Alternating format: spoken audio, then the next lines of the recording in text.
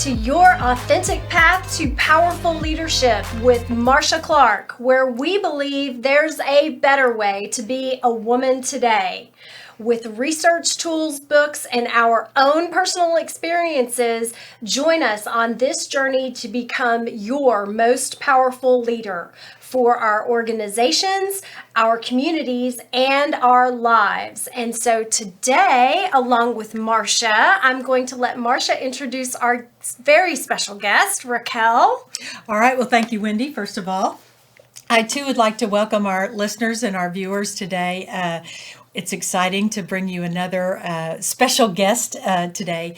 And this is a woman that I met about 4 years ago through a program, and she has had great success. So smart, so competent, and powerful in her very own right.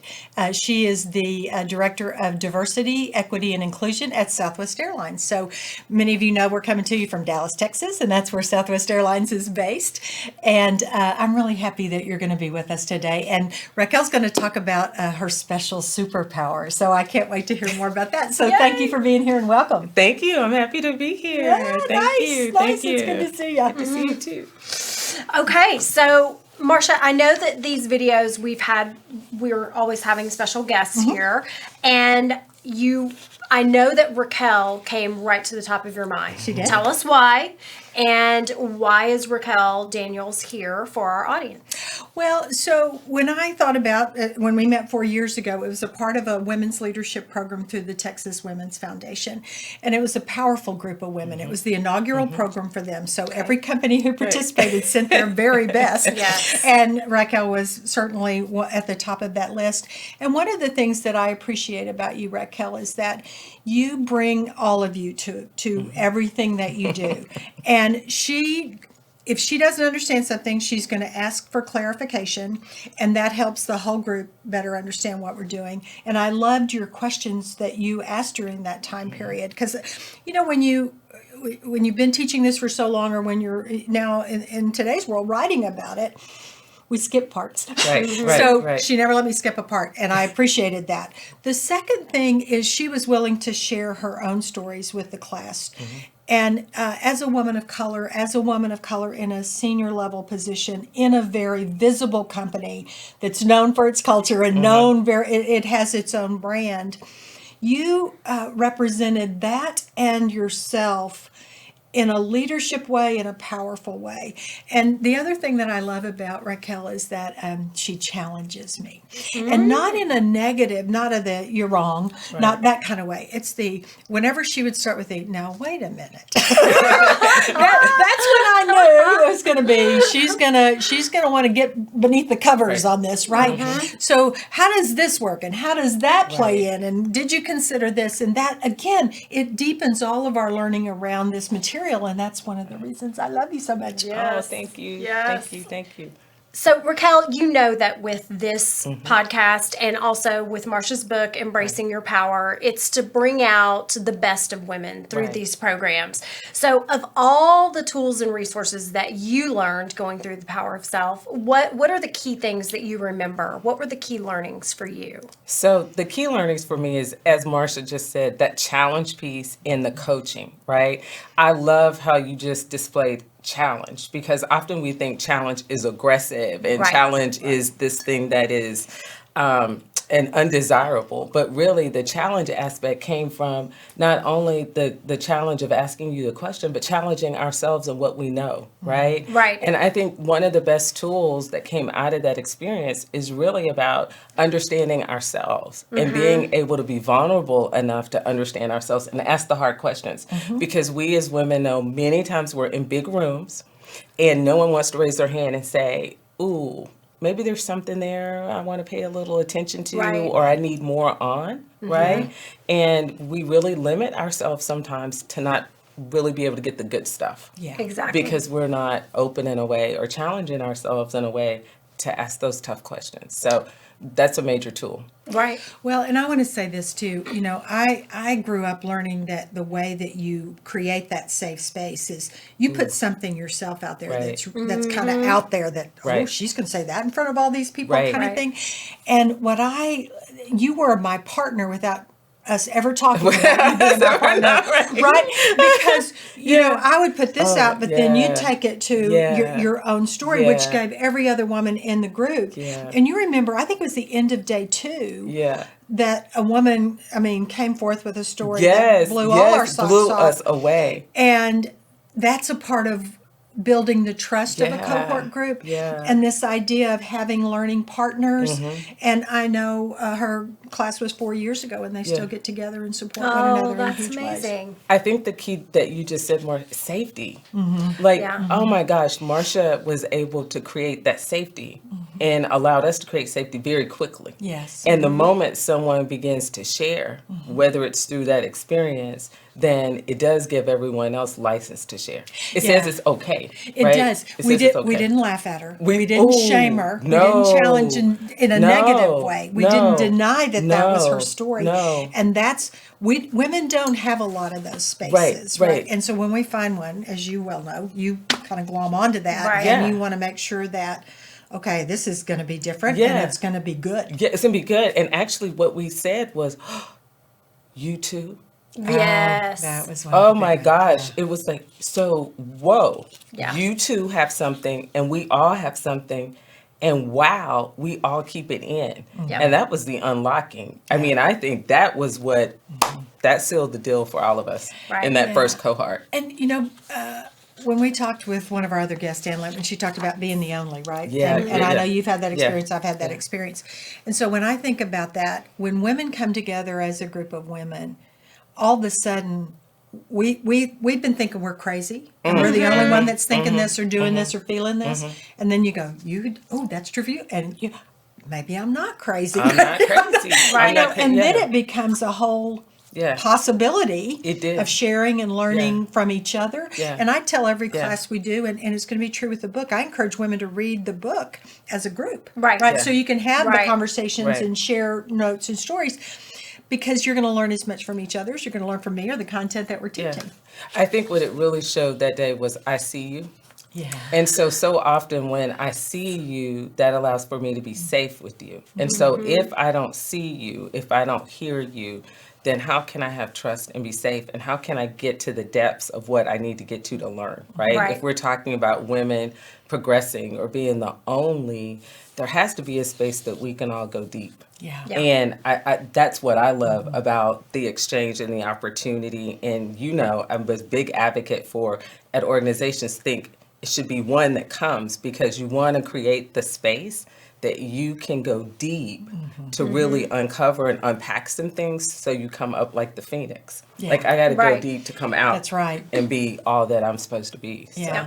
And we've talked about this as deep work, and yet it's deep work with loving support. It right? is. It's not, deep work. Not just from me, but from any coach, any peer, any colleague in the process. And I know you strive to do that work at Southwest, not just, in the overall diversity work that you do. Yeah, it is. It's interesting because we do strive. In my mind, it's about inclusivity and creating inclusive spaces for all to thrive.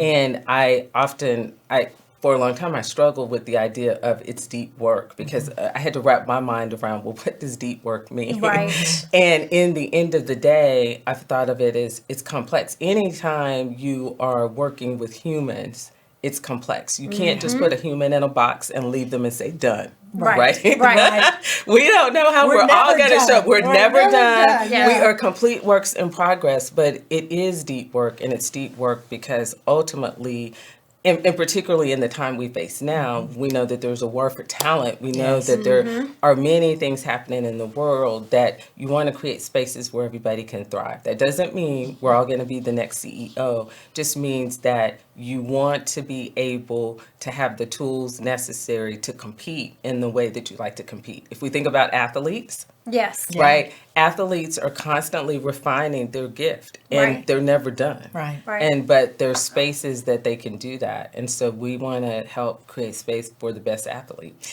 No, I love that analogy, and the idea here about how do you know it's deep work? When it's painful, right? Or it's uncomfortable. It's uncomfortable. I like that, Marsha. It's uncomfortable because painful, I resist. It can be painful, but that's not what we're going for. No, we're going for uncomfortable. We're not going for judgment. But anytime that you're growing, right? Anytime you're stretching, it's uncomfortable. And so there's challenge in that. And you want to, in order to get movement. Yeah. then Well, have you know, that if you think challenge. about the whole working definition, if you will, of diversity inclusion, diversity is getting invited into the room to sit at the table. Inclusion, very different. It's very different. I'm going to ask you for your thoughts. Yeah, I'm going to yeah. ask you for your Yeah, input, and yeah. I'm going to give it weight and consideration. Yeah, Right. Not yeah. just check the box that, okay, Yeah. I asked Raquel what Yeah, she thought, or I asked yeah. Wendy what she thought. Yeah. So we've really got to have the opportunity to pull that out and hear it. And Right. like you said, be seen and be heard. and Truly. truly. And inclusion, if diversity and equity and inclusion done well, it Yeah. sees all, it Right. includes all, it leaves no one out. Right. I mean, no one. It doesn't leave men out. It No. doesn't leave. It's everybody It all is the time. everybody Yeah. all the time. But inclusion truly is getting in the mix of things, and we're able to come alongside each other to hear and appreciate and value, respect, and belong. Right? I think the Yes. biggest way to notice that, if you've ever seen a child, and I always like to ask people this, right? So if you've seen children and you ask them, hey, how was your day today? And that child comes home and they say, oh, not so good, and you're like, tell me more. Well, I didn't get to play at recess. And you're like, why? And they said, well, Johnny said, I didn't know how to catch the ball. And you're thinking, well, you're all 6. Yeah. Nobody knows how to catch Right, the ball. right. Nobody knows how to, nobody's the next quarterback. Yep. But the point is, when that 6-year-old comes home and said, I didn't get to play at recess today, and the thought of them sitting by themselves, breaks my it breaks your heart, heart. right? It does. Well, adults are the same. I Adults are agree. the same, and they've been excluded Yeah. in a way that's very real. And if I can ever have someone think about their children being excluded at recess or lunch, the same thing happens to an adult. Yeah. So once they're out, you don't get the best of them anymore. Right. They're not engaged. They're not willing to give you that discretionary effort. Right. Right. And those right. are all the things we They'll desire do to just do. enough to get by. Just enough to get by. Yep. Just Fly enough under to that get by. radar Fly under the screen. radar. So Yeah. inclusion's for us all. So, speaking of flying, I'm going to switch gears a little Okay, bit. all right, all We're right. going to talk All about right, the all right. Superwoman pose. Okay. What that means to you, what it means to you as you learned it by going through Marsha's programs.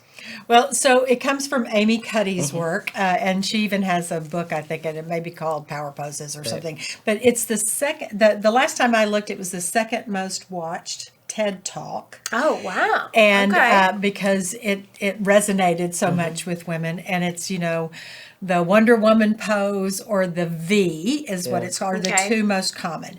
And so the idea of this is that if I stand with hands on hips like this, I look like Wonder Woman, or if I have this, it's the V pose with head slightly raised and so on. And what happens physically in our bodies when we do this pose is that our cortisol goes down. So it's one of the chemical hormones in our body, and cortisol is the stress hormone. Any of us who gain weight around our waist as women, which many of us have done over our lives, right? Every time I started a new job, 10 to 15 pounds, and then it took me 18 to 24 months to get it off, but it took me 5 minutes to put it on. But it's that cortisol that it's there to protect us, right? Right. So the stress hormone to protect our organs, our vital organs. Well, what happens when we do this power pose is that our cortisol goes down, and actually our testosterone, which is often considered to be masculine, but all of us have testosterone in us. Right. It's a strength hormone, which gives us more courage and confidence. So 2 minutes standing in the pose. And what was fascinating about her work is that children, blind people, they, especially the V, they strike this pose without ever being told about it being a power pose. So think about as a blind person, they do that, and they've never seen it, but Right. it's like the runner who breaks through the Yes. tape. Yes. It's like the peacock that spreads its wings or a tail. Right. It's like the cobra who opens up. Those are power stances. They are demonstrating power, and that's a part of what we do. So, as you know, we talk about in when we've got those pressure moments and the stressful moments, and we have this opportunity to be included. Right. I encourage women to get to the meeting early, do the practice prep. You're going to talk more about that, and then strike a pose, and then go get them. Go get them. That's what it's about. So what does that mean for you, Raquel? The pose is in. I don't do the B, but Yeah. I do the Yeah, the I do arms, do that and too. then I also the other part of the power pose that we learned from Marsha is I've been watchful of. If you notice, I'm kind of spread out a little bit. Yeah. And so that's part of my power pose a little bit because Taking up space. taking up space. Space. And I watch it with my son and I watch it with my husband and others that sometimes we can walk in a room and we're just neat and we go Right. in, right? Right. But I kind of spread out and open my body. Yes. Right. And I think the opening of my body is one to receive and give. I often stand. And if I stand, I do stand a little bit sometimes to the side of a podium or behind a chair. So that can be blocking. But behind it, I'm always more open, right? My legs and the Right. firmness, Right. right? Right. But it is about the openness that I don't have to stay constricted. Right. In Yeah. a little Yeah. box. In a little Yeah. box, That right in others that try to space. put me Right, into. right. And Yeah. so I kind of move myself out of space. And I think that gives a lot of power. I think do when you too. walk in a room, you get there early. You understand your environment often. You sit by the most powerful You person sit by the in most room. powerful person in the room. But you really work to give yourself the leveling that you need to find your deepest confidence, right? Open yourself up.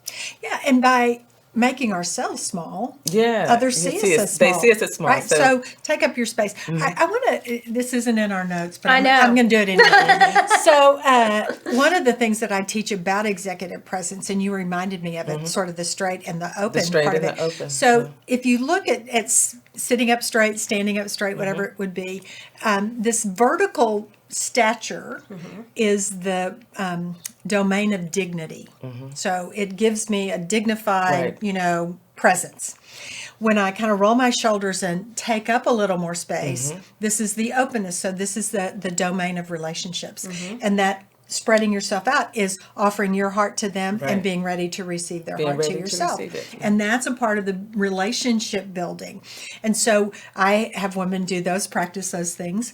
Then the pace or the gait within you with which you walk into the room is the domain of confidence. So if I walk in with a steady, heads Right. up, Right. dignified, open heart presence, I'm much more likely to engage and connect Right. with the people in the room. Right. So it's another part of the power pose and the power of the body. Right. It's another part of the body for sure. And I think it's interesting because when you do sit up straight, it gives you a moment, it gives you that airflow. And I also think it's quite funny too that, often people think, well, okay, if I do that pose and I'm gonna be powerful, I'm gonna feel good. And know what? You can do the pose in the lobby, and by the time you get to the room, you're Exactly. You're a hot mess again. Come let on, me breathe. Come on, come on, Paul. right? And you think about everybody. What would they tell me now? Stand up straight, breathe. You're trying to do all the things, and you're like, oh wow. So you have to have it on a constant replay Yes. as it's happening, because you can walk through all the moments. You can drive the car up to the parking spot, be full of confidence, get out, do the pose, grab your notes, walk in the building, walk in the room, and you're like, oh God. And then you're going to get sideswiped by Bob in the meeting. yeah, He says, Raquel, what do you think? Yeah. And you're like, wait a minute, Yeah. I was posing. I in my head." was posing. And so it's an ongoing effort. Like you're never there, right? I think it's a 'Cause you build. get distracted. Yeah, Yes. you get distracted, but it's something you have to have in the top of your Well, mind. here's my offer to every listener out there. Try walking that way, showing up that way all the time. All the time. Make it All the your time, like- stature. Yes, Right. So I say, yes. I don't care if you're vacuuming the floor. Yes, Go, yes, stand yes. that way. If you're pushing the grocery cart. Do it Stand that way. So you Yes. remember when you invited me to speak at the International Women's Day? I had this woman from Southwest Airlines came up to me after, and she said, "We saw you in the room. We didn't know who you were, but we thought you would be the speaker just because of the way you carried yourself." Yeah. It's true. pays. It It's pays. true. It's true. And you think about it some from what your mom said, right? When you Stand up stand up straight, sit up straight, don't Yeah. slouch. But it is true. It is is. true. It's like And now there's research. fake it till you make it, but well, yeah. fake it till you become it. Right, That's what right, everybody said. right. And that's the thing is that when it becomes just that natural Yeah. practice, then I'm showing up that way no matter all where the I go. time, no matter Right. what Yeah. it is. Right. So there's so many places we could go from here, but I want to go. I want to dive into your support system. Yeah. So what do you suggest, or who do you suggest women include, or what, if you want to talk about tools, Yeah. for their support system? So I suggest everyone have a kitchen cabinet. I suggest everybody, and if you don't know what that is, that they are your cabinet, your counsel, your conciliary, People in your life. people in your life. But they're critical people in your life. They're Yes. the ones that are on speed dial that you call, that can coach you through the hard moments, that can give you the professional acumen. There are some that have the skill. There are some that are going to be your cheerleader. But they're all working together, and they may or may not know each other. Right. But they are your team, your coaches, your allies. They are the ones that are going to take you across the finish line. Everybody, every woman, every man needs that. And what I think is also important is that this group is diverse. Yes. Yes. It has to be diverse. And as women, as me continuing in my journey, I have women and men that support me, that are counsel to me, that are able to advise me. And it's critical. It is so vitally important. And then I also think everyone needs a great coach. I think when I think about the partnership with Marsha and I, and it's no secret, she is a great coach. And I've used the term before, athlete. I think of myself, and it was funny the other day. I was like, oh, for real, this is what it is. And I don't think we always, I'm a career athlete. Yes. So in my sport, which is my career in organizations in corporate America, in my sport, I need a coach just as a Dirk would need a coach, or Dak Prescott would need a coach. Yeah. And you need that person that's able to help you hone and tweak and finesse, right? At a certain point, it's not about skill. At a certain point, becomes all those subjected, nuanced, discretionary items. And having a coach, to me, is one of the greatest investments someone can make. Okay. For real. She didn't pay me to say that. No, it is true, because I think a coach lovingly challenges you. And when I think about when people say what differentiates me from other coaches, and I think this is just advice on finding a good coach. It's not about I'm the best or only by any stretch. It's who's going to have empathy and compassion for your story, for your experience, your organization and culture, and then who can relate to that in a way, not that they have had it exactly happen to them, but there's enough of a relationship that they can say, have you thought about, did you consider, what would this look like? But also to help you get clear. Help you get clear. And I think about it in this aspect, when you think about Phil Jackson and Michael Jordan, or Phil Jackson and Kobe Bryant. Yes. Right? So it has to be someone who knows your sport. They must know your sport. You're not choosing someone who is football and baseball. They need to know your sport. Yeah. They need to understand where you are trying to go. Yes. And then be able to lean in to guide that. So it's not a one size fit all. I agree. Right. It's not a one size fit all, and there's a lot of nuance in that. And it's like any perfect, pairing of a relationship. You have to be able to have an authentic conversation. Absolutely. The good, the bad, the ugly. And, one of the ways I differentiate coaching and therapy, right? Because you spoke about it could get very close sometimes. It does. There's it's a a little bit, but it's critical. Yes. Yeah. But it's this idea of therapy's looking back and asking why. What makes me think this way, or what experiences have I had? Coaching is looking ahead and asking how. That's where I want to try and get to. How can you help me do that? And that's where practice and questions and tools and that sort of thing. It's goal oriented, it's specific, and it requires work and effort. So you need them both. Right. Those are the tools. Okay. Those are the Okay. tools. So one of the traditions of Marsha's programs was to name the class. I remember us going through this. And Yeah. traditionally, I think most of the classes before yours had given names to the cohorts that were powerful women in history. Yeah. Tell us about your class's name and why y'all chose this So particular word. amplify.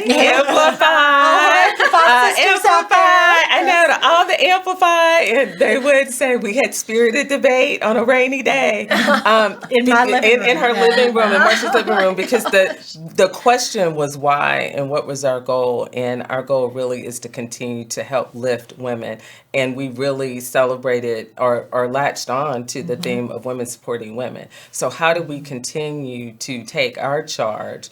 And really, it's simple. Amplify it in the world Right. that it is, I am my sister's keeper. So how do I help pour in and grow and continue to build, the sentiment about women being great in the world? And that really is what it's about. I mean, we're finding right now how to do that. Right.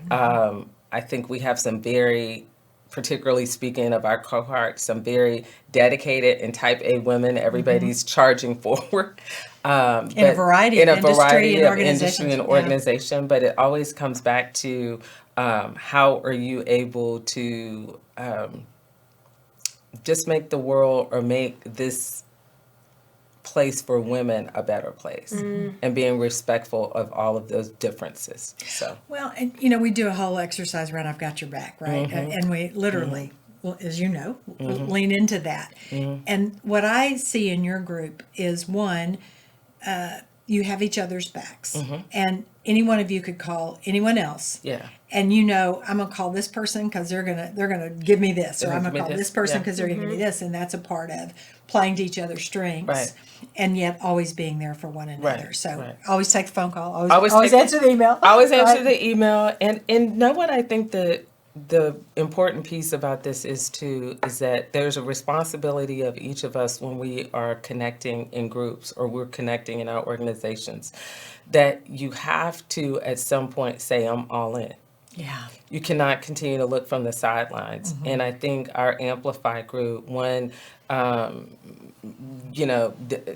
differentiating factor about us is that this particular set of women said, I'm all in. Yeah. Because we'd all participated in network groups or something like that before, but Yeah. this was a little different, Yeah. right? Yeah.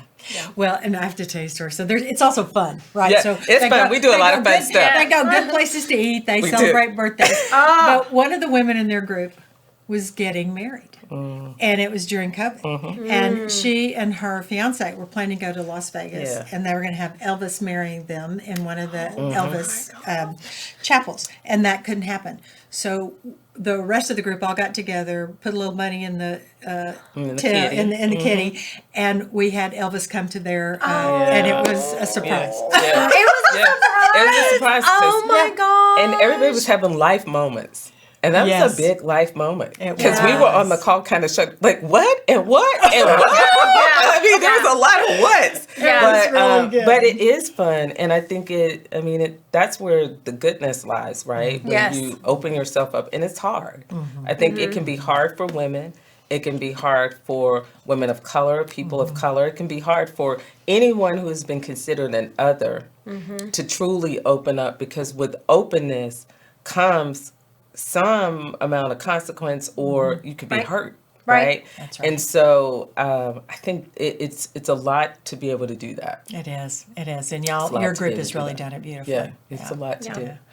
So I'm going to shift gears a Okay. little bit, and there's been a lot of TED Talks, and other people have taken up the mantle with books, etc., about imposter syndrome. So tell us about all of your research and work around that, and then I want to hear from Raquel as to how, if she had imposter syndrome, or if you still have it. I want to hear your story on that as well. Yeah, so we tapped into the topic of imposter phenomena or imposter syndrome. It's called both things at the very beginning of the program 20 plus years ago. And we actually went to the source. So Doctors Pauline Clance and Dr. Suzanne Imes were the founders or the Okay. namers of this imposter phenomena, based on their work in a master's program where training associates, they would do a sign-up sheet and say who can come be our TA, as many in college know. And the men kept applying, but the women didn't. And the women were actually much better students in many of the cases. And so there was this, they decided to do some research about why aren't women signing up for this. And the belief was, I'm not good enough. Right. And so, since that time, so here's the deal. It's found most in high achieving women. Isn't that ironic? The highest achievers worry about Feel the not worst being about enough. themselves, Not- yes. and the way that I describe it, I think of it physically. People see me as this big, really big, and I see me as this, right? And they're going to find out that I'm not all those things that they think I am. And so I go around worrying about that. Today's going to be the day they find out I have no clue what I'm doing. Those kind of things. Right. And so that's what the syndrome is. Right. And it can be paralyzing because both men and women can suffer from the imposter phenomena or the imposter syndrome. And women get stuck and men move on. And if you read Sheryl Sandberg's Lean In book, she talks about it using a slightly different example. And she said if a job gets posted and it has 10 requirements, if a woman has 8 of them, she will not apply because she doesn't have 10. If a man has 4 of them, he's going to apply and say, I can figure out the others, right? I can figure out the rest. And so that's kind of how it shows up. And you, please tell us your stories about how it showed up for you and shows up for you. Yeah, and I think that's spot on. I think I would layer onto it these others. Speaking of diversity, equity, and inclusion, I think there's other lens that you have to add on to it historically too that frame the conversation and why sometimes people may feel that, hey, what if I'm found out? Or that idea of perfection is what I hear, that I've got to be number one all the time. And that's just impossible, right? That kind of gets in, it's exhausting. It's not possible. It's not achievable. But I would say, yes, I think it factors in depending on what the situation is, because you remember in the class, there can be definite moments that you're like, no, that's not me. Yeah. And I think it's dependent upon too, are you stretching, are you challenging, are you learning in your role, right? And that's key to being, as you said, type A, or not type A, but progressive, higher achieving. If you are continuously trying to move and not even trying, but you see for yourself that there's a broader path. And so you're learning, you're growing, you're seeking it out, right? You're going to question yourself. Right. And so I found that it's attached to, well, what season am I in my life? Am I in a season of growth? Or am I in a season that I feel I am an expert in that season? Mastery. Right? I'm a mastery, right? And we have to think about Malcolm Gladwell and all the 10,000. Okay. How many times do I have to do this? How many times do I have to do this to be a master? But I do think it's connected for me. Am I in a learning and stretch, or am I in mastery? I would say if I'm in mastery, then I'm absolutely sure of what I'm sure of all the time, right? And I also think it's a tie to your skill. It's tied to your acumen on how close that is. So if you're a practitioner in something, you're probably not going to feel that imposter syndrome as much, right? It can ebb and flow. But if you're moving to learning something new, you probably are thinking, oh my God, and where are those safe spaces to ask the question? And I think what helps with that is having the cabinet, the coaches to say, no, you're good. It's not a matter of, for women, I would say, or for myself, it's not a matter of, can you? Because I believe and I know I can. It's a matter of, I want to do well. See, that's the nuance. Right. It's not a matter. It's not a matter of can I. It's like, no, I'm looking to. Can I be the best? Can I be the best? Yeah. And so you have to gauge yourself on that. You know, I was listening to something, and I think this is a good example of it. Oprah, Oprah's been a success at everything, right? She was a success at everything, but she was not a success, as I understand, with her TV studio, her network, Oprah. And so there was a lot of question there. There was a lot of, understanding, and so she was a little skittish about it herself and saying, wow, how does this feel? Will I be able to achieve this? Right? And so even if someone at that level, Yeah. And right. that many successes. And that many successes. So I think we have to be very cautious about it. I think I do. It's understanding and being vulnerable and those around us appreciating when you're in a season of learning. Yeah. The season of learning is something to apply. Right. Well, You and know? here's what I will tell you. If you know people who have imposter syndrome, what Dr. Clance and Dr. Imes tell us is don't try to make them feel better about it or to deny. Or to Right. deny it. Yeah. Because it's I get that this is really scary for you, or I get that you really have some anxiety around this. What are some strengths that you have, Right. Raquel, that we can draw upon, you know, Right. to Right. help you move through this? So you go back to that place versus, oh, you shouldn't feel that way. Right. You know Right. what I would think too, Marsha? The point I didn't make so well earlier, but I will say now, it's the safety in the room. Yeah. Yeah. Am I safe enough to say, gosh, I really want to do well at this, and man, I've never done this before. Yeah. Right. Right? Yeah. Because most of us, and I think that's the difference in your analogy that you said earlier between men and women. Yeah. Women are like, well, I needed to have done this before. Yeah. Guys like, no. Yeah. You know, everybody plays golf, right? But no, Yeah. right? No, it's like I'm going. Let's do it. I have the whole outfit, the clothes, That's whatever. Right. I have So the outfit, therefore I'm great. I'm great. This is gonna make it happen. But I think there's a lot to learn from that. Right. I'm ready. I'm great. I do too. I do too, because I do think we forget that Yeah. we've been in many new Yes, situations yes. and Yes. figured out our way to wind our way through that and come out good on the other side. Absolutely. When I got tapped on the shoulder to go be the president of the healthcare business unit in my EDS days, what was the first thing I said to my boss? I don't know anything about healthcare. I mean, we automatically go to what we don't Yeah. know. Yeah. Yes, and yes, dwell and focus on yes, that. The yes. two requirements I didn't meet Yes, on the yes, job posting. right. Yes. And so being encouraged and reminding what Yes. can you draw upon, What can you draw upon? versus denying that the feeling or shoulding, as we know that's one of my trigger words. We'll talk about that in another Yes. podcast. But it's what else could be true? You could be great at it. You could be great. And one thing that you just said too that I've been focusing on, rather than that list of why I'm not, Yes. let's focus on the list of why I am. Right. Like, Yep. well, why not? Let's That's just make right. the Why list not of me? why not. Yeah, why not Like, me? what's the why? The list of why not will most likely be longer than the list of why. Yes. Why Longer than the Focus on will why. be longer Yeah. than the why not. Yeah. And I do want to say one other thing here, and I'd love to hear your thoughts on this. I've always struggled a little bit with, is it just imposter because that's what we have or feel? Or is it because we're not made to operate like the norm of the masculine hierarchical model? So are we not conforming to some standard? And it's a double-edged sword, right? Because if we try to act like men, that doesn't work. We've all tried that. That was the 1980s. You know, shoulder pads, men's fabric suits. We just wore skirts and, you know, they wore pants, trousers.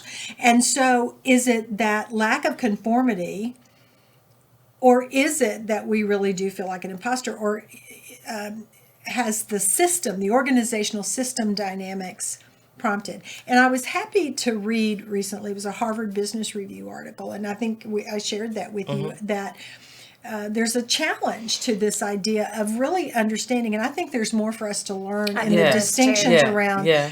I'm not conforming to a more traditional masculine model versus I have imposter syndrome. Yeah, that's very interesting. I would like to lean into I think it's somewhere in the middle. I really believe it's what I said earlier. I believe it's attached to the learning curve. Yeah. And I think regardless of the situation, when you're talking about a certain set of people, I think if they're higher achieving, they're pacing, they're looking for new opportunity, then I want to understand what is in place about the atmosphere, the climate for learning, right? Because if I'm stretching as a new leader or I'm stretching as a senior leader, that grace maybe Yes. that needs to be present for me to truly learn. So is there an environment for questions? How do we view curiosity? Yes. Is there an environment for how we have frequent chats, one-on-ones? Well, what's that environment that's Yeah. going to allow me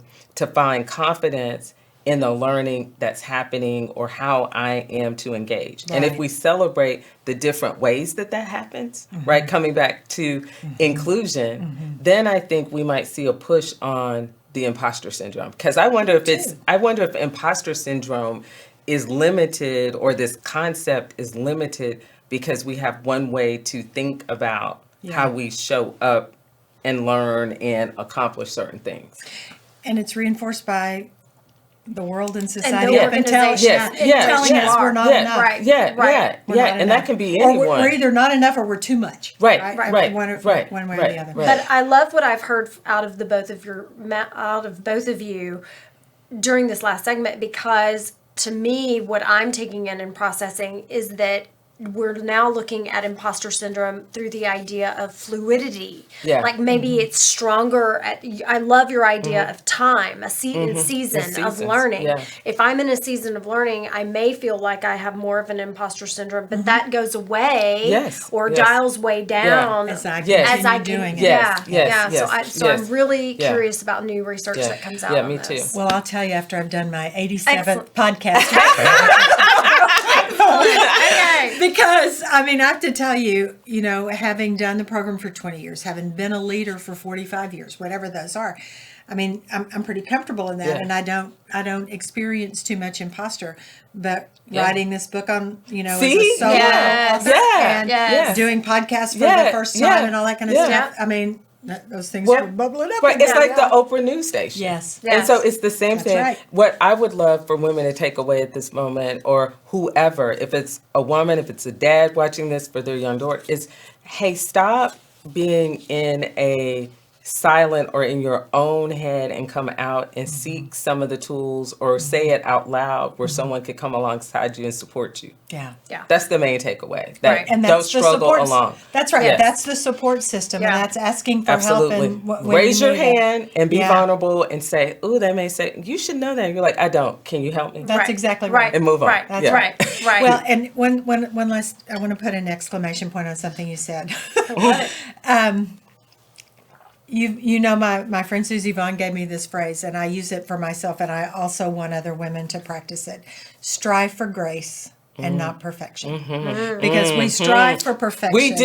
We do. We And do. we not only want to do it, we want to do it the it best. best. And we may even be competing against ourselves. So can I tell you a story about that? Well, absolutely. Please. Let me tell you. I That's think what it's we somewhere do on the here. spot. Let me tell you a story about that, because I think this is spot on. So, I have a spirit of preparing, but I could probably Take over that too prepare. far? Probably take that too far. So for every presentation I prepare, it's just in me. I feel like I need to write it out. I actually, I brainstorm and my brain is storming. So I have all these things and I have notes, and then it's a whole process for me, right? Narrowing and then it, narrowing it organizing. down and trying to figure out the right, and then bring in people. And then once I have it, I'll stand in front of the mirror. I practice. And so then I might practice in my car or when I'm on a walk or whatever. So I had this big presentation. And I practiced, like I was ready, thought of my opening, my closing, done the power pose, done all the poses. And then I done all the poses, so I'm posed out, practice out, get in the room. And I'm ready for what, as Marsha would say, a perfect, in my mind, what I was imagining the perfect presentation. And I was presenting and I stammered. Now, what's key about this is that as a child, I stuttered.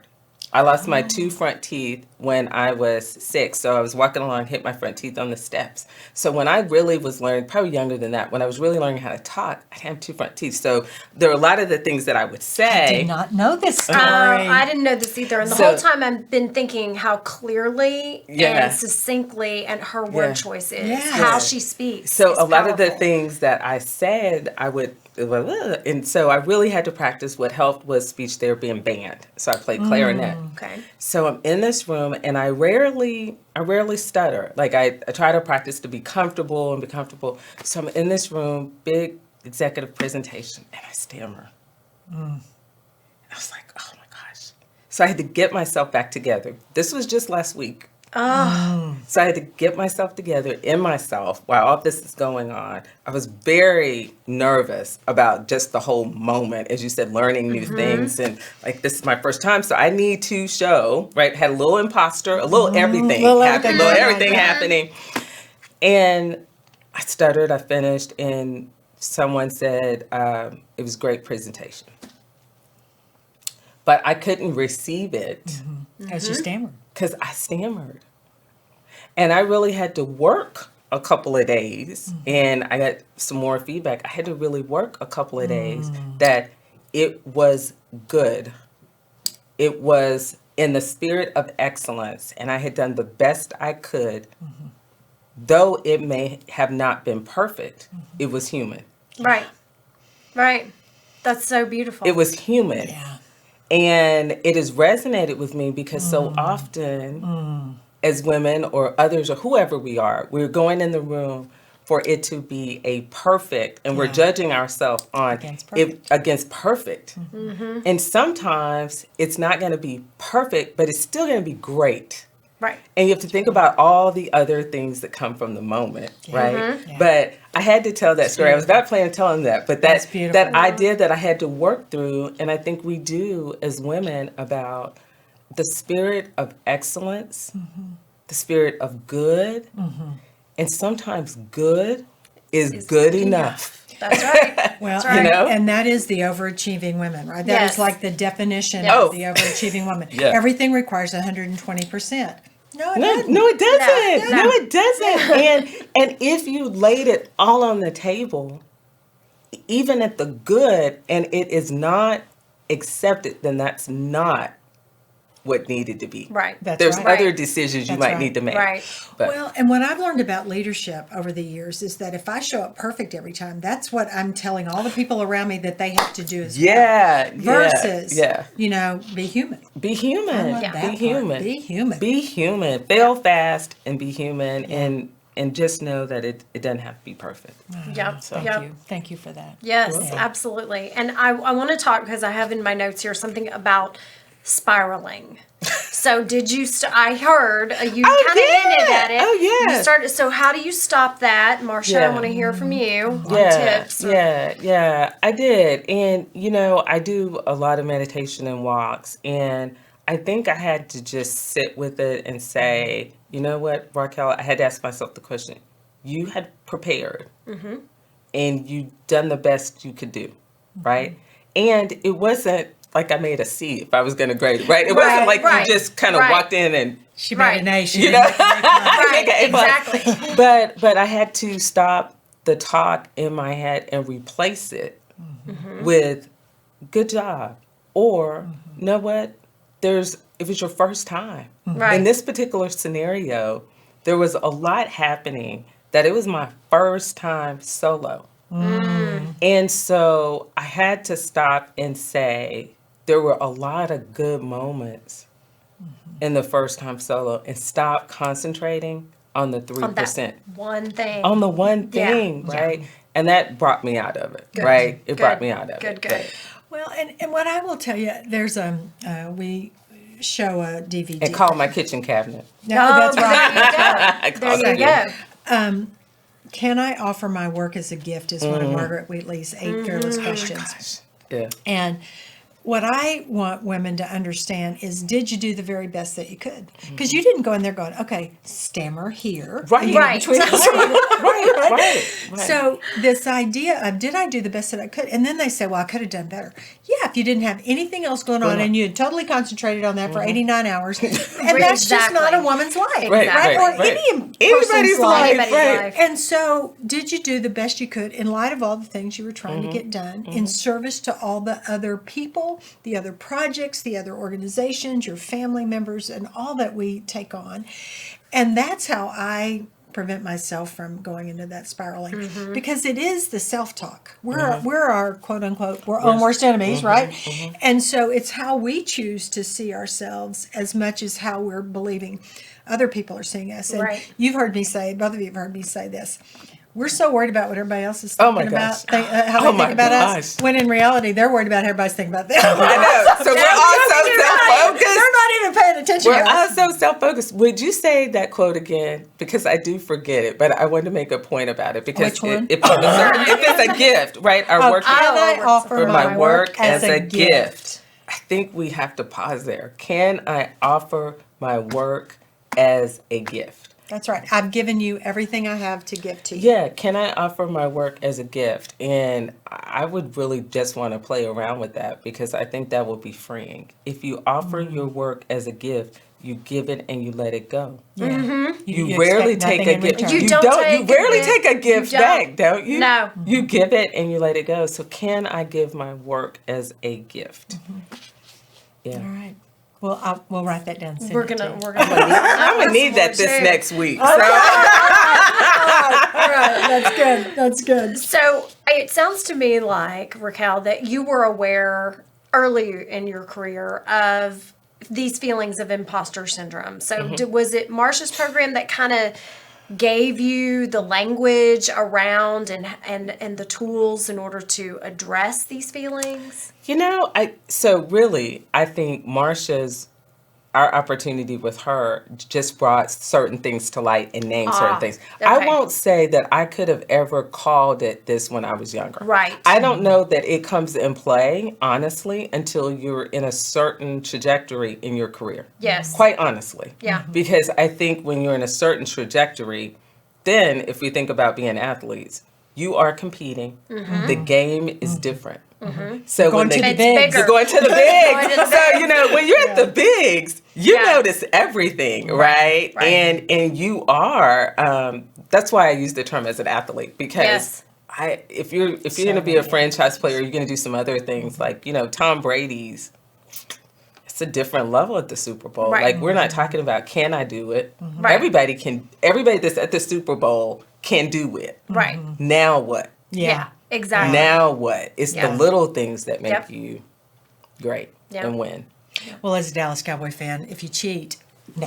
Well, I'm sorry, I forgot who I was talking to. So you know what? Let's just go with hanging Dak on to that. Prescott. Still Let's hanging go on with to Dak Prescott or Roger Staubach. The GOAT. How The could I greatest of all forget time. the Greatest GOAT? of How all could I time. forget? Yes, But you know then let's just talk about it there, because when you are good in business, right? Yeah. And you do certain things, then it calls for a certain reaction, and It I think does. that's No, I'm what it's you about. know I'm No, I teasing. know you are, but I'm sitting Tom here. Brady I'm is like, amazing. You don't win that many Super Bowl rings That's right. than every right. team. And so. we're getting into, as I read, you know, oxygen and other things. So it's the Yes. nuance, Yes. right? Yes. You know, Yes. The high, I had a CEO tell me once, he said, the higher you go, the more important nuance becomes. Mm-hmm. Yeah. And that's where judgment, discretion, you got to really be paying attention. Yeah, you know, it's this idea of leadership and the growth. And your last guest said something I think was really important, is that as a leader, you're going to be in a constant state of learning. So the key is, how comfortable do I become in that space? And I think that's a key In for being women. uncomfortable. Yeah, Yeah. you have to. It's always going to be change. There's always going to be a lot happening. So the true key to quietening some of that is your levelness, the ground you're standing on. How do you build for yourself that internal compass and comfort? Yeah, and I think leadership and learning are two sides of the same coin. Mm-hmm. And I believe leadership is a profession just like being a lawyer, an accountant, a doctor, an engineer, or anything else. And if I'm a leader, I can go lead anything. As long as I'm also a learner who's going to go in and know enough or can build the checks and balances in the system to make sure that the people are, because usually you have a team of experts, right? That when you're going in to do something like that. And so if I focus on my leadership stuff and I know how to learn, and I'm an agile learner.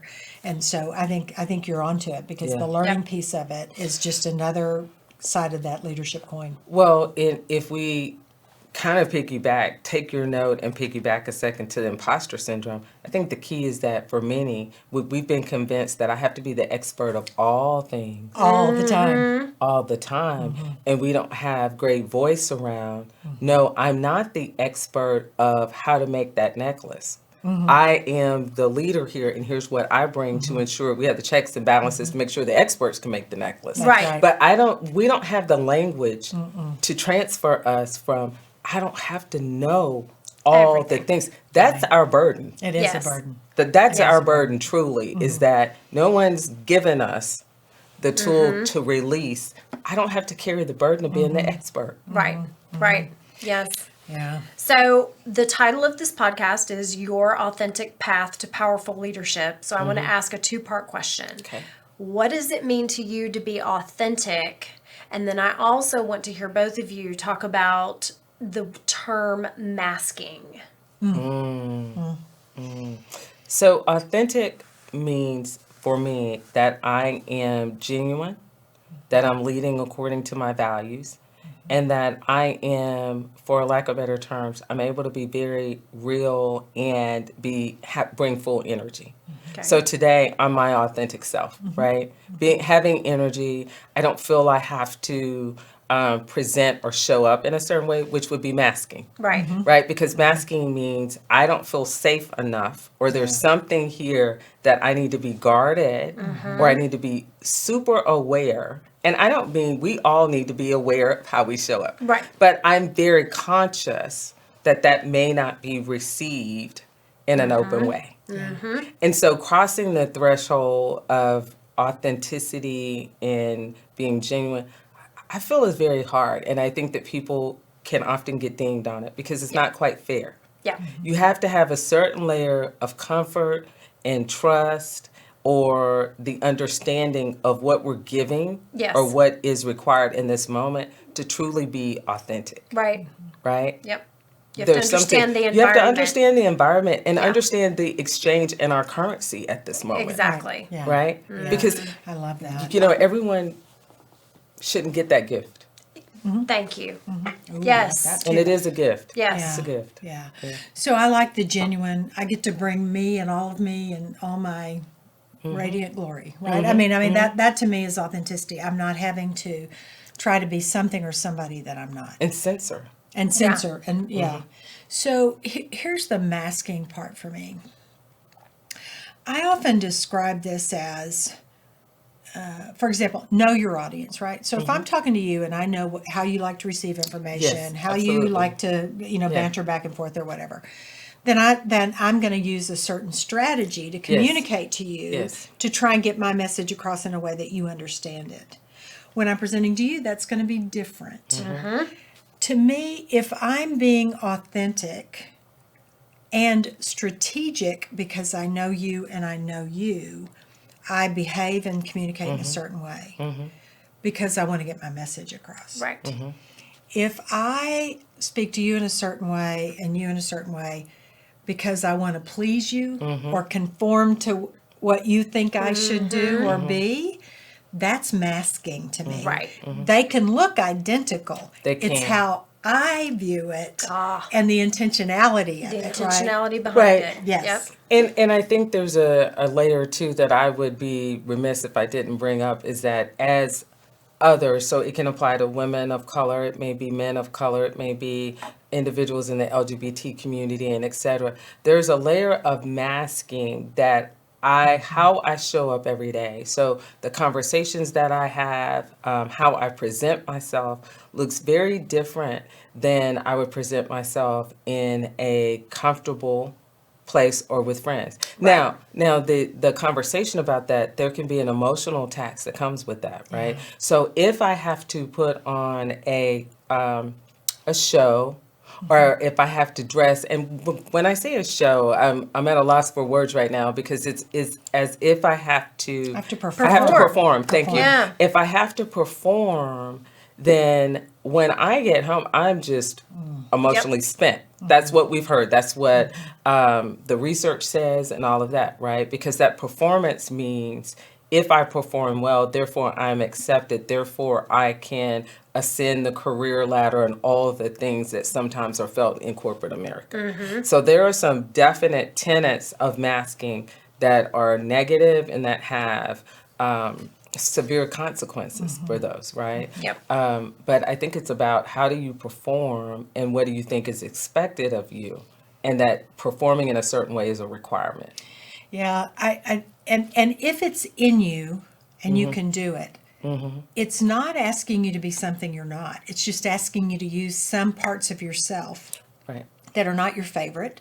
Yeah. Or and it's not that I would never ask anyone to do anything, the unethical, immoral, illegal, any of that. Yeah. And yet, if I need to come across as assertive because that's the way you're going to hear my Right. message, then even though it may be a challenge for me to be assertive, anybody who knows me would laugh at that. But and yet that's what it calls for. Right. And it's in me. Right. And I can draw from it. And I'm tired at the end of the day and worried at the end of the day. And yet it's still a part of who I am. But my goal is to help every person I work with find more parts Yeah. of themselves Yes. that they can bring to Yeah. the table Yeah. to be able Yeah. to present the Yeah. best of all of Right. the whole self Right. in Right. that. And that's authenticity. Yes. Right, and Yes. that's diversity, equity, and inclusion work, and why the Yes. work is hard, because you want to create the space where individuals don't have to mask, so Right. that I can bring my whole self to work. Right. And we always say within expectations, because I think there are some lines here that particularly when we're having conversations about career trajectory or different things, all of us have to shift in some ways. That's right. We got to know the rules of We the game. got to know the rules of the game, Yeah, right? yeah, And so, what got you there Won't get keep, you there. won't get you there, Yeah. or keep you there. Yeah. So you may Yeah. have to That's adjust. right. You know, That's right. Yep. That's So right. to wrap up, we're going to do a little speed round here of some topics that were brought up during this episode. Okay. So I'm going to throw them out, and I want a quick response from both of you, okay? Okay. All right. So number one, the importance of getting coaching or support from someone. important, highly. And there we are. Okay. I think if I want to be as fully developed as I want to Yes. be, Absolutely. that I need help. Because people can see things in me that I can't see in myself. Absolutely. I was good. Yeah. And people can help me articulate things about me that I fumble and bumble with. I stammer. It's hard to do Right. surgery on yourself. And Oh, and so you need someone who is a willing and honest person. I mean, to use a women's analogy right now, you need someone to tell you if you have lipstick on your teeth. Yes. As we did just before this we podcast. did. Yes, as we did Yeah, before we yeah, started. with a smile. Am I Yes, good? exactly, Yes, yes. exactly. So quality, helpful feedback. Has to be, well, first of all, I have to be clear about what I am trying to accomplish and how I want to show up. And I need feedback that is provided with loving support. Yes, agreed.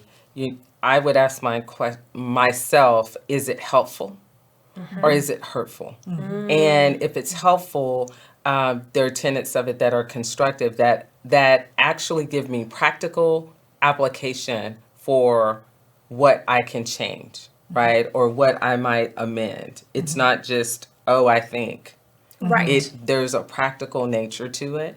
And that person or the feedback comes from a place that they're willing to support you. Right. Right. And there we have it, folks. Raquel Daniels, thank you Yes. so much for being with us Oh, today. gosh. Absolutely. I'm going to let Marsha close this out. Well, go Well, I'll ahead. go first. Sorry. Thank you guys for joining us today on Your Authentic Path to Powerful Leadership with Marsha Clark. Please encourage your friends to download and subscribe this podcast. Join us on MarshaClarkandAssociates.com for all the details about the books, the tools, and the things that we referenced during this podcast today. Check out Marsha's book, Embracing Your Power, and just thank you for joining us today. Well, and let me add my thanks to Wendy's and Raquel. Thank you, really. Thanks. I mean, I loved our conversation. And, I've shared this before on our podcast. We want this to be, we're all just having a conversation. And we're all our new best girlfriends and all that, the circle of women and those kinds of things. And so we want to hear from you. So any thoughts, comments, consideration of what we've said, if we can help you in any way, let us know that. And you can reach me at the old MarshaClarkandAssociates.com, and we'd love to support you, hear from you. And as always, here's to women supporting women.